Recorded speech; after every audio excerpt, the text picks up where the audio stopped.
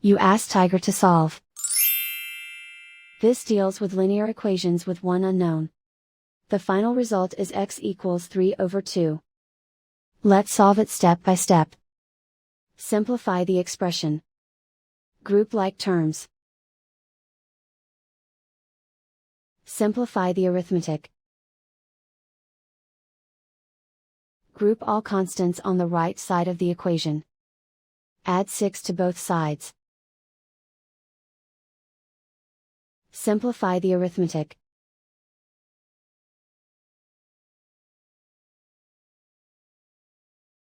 Isolate the x. Divide both sides by 4. Simplify the fraction.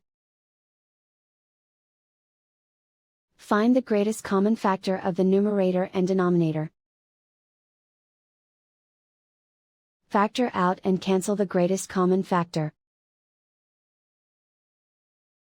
And so the final result is x equals 3/2.